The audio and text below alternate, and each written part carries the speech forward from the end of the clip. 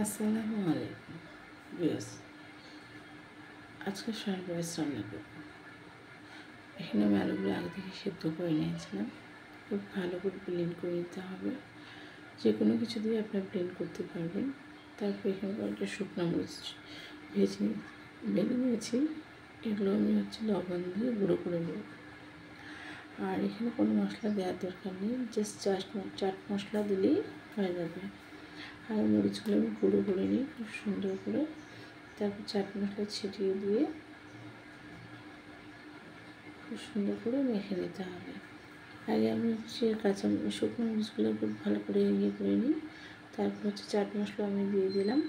এখন কর্নফ্লাওয়ার দিয়ে খুব সুন্দর করে এটা মেখে নিতে হবে। মেখে নিয়ে যে কোনো শেপ আপনারা নিতে পারবেন।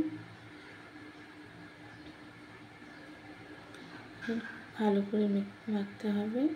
মাখা হয়ে গেলে এখন আমি গোল গোল শেপ দিয়ে দিচ্ছি। আপনারা আপনার পছন্দ মতো যে কোনো শেপ দিতে পারবেন।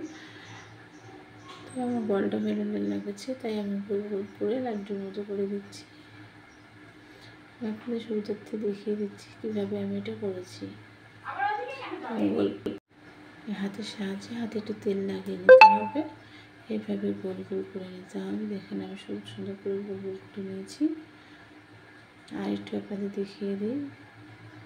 সামান্য একটু নিয়ে জাস্ট হাতের মধ্যে ঘুরিয়ে ঘুরিয়ে ফ্রেঞ্চ ফ্রাইস খেতে, তো আমি তো প্রথম করেছি, খেতে খুব মজা লেগেছে। আপনারা অবশ্যই বাসায় ট্রাই করবেন।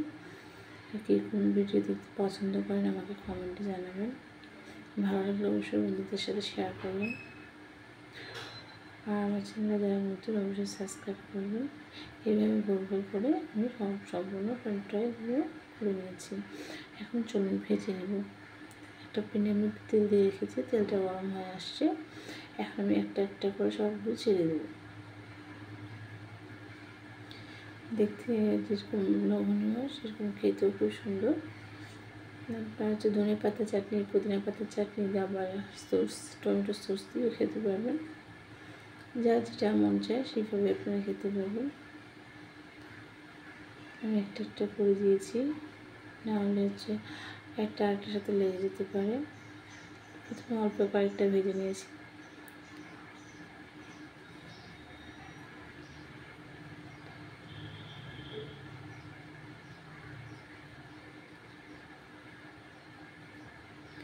এখন আমি একটু উল্টে পাল্টে দেখবো কী অবস্থা।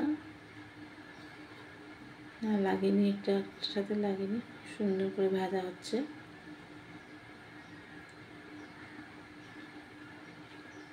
এখন আমি উঠিয়ে নেব। কয়েকটা ভাজা হয়ে গেছে।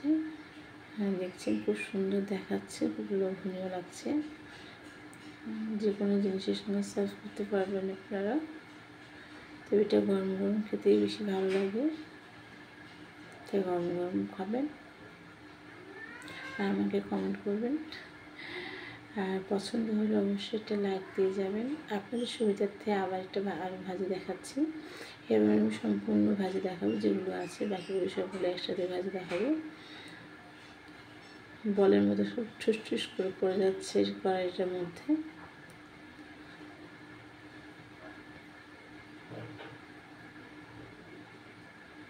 ভাজা হয়ে গেলে আমি এখন নামিয়ে নেব। দেখেন খুব সুন্দর হয়ে গেছে, দারুণ দেখাচ্ছে।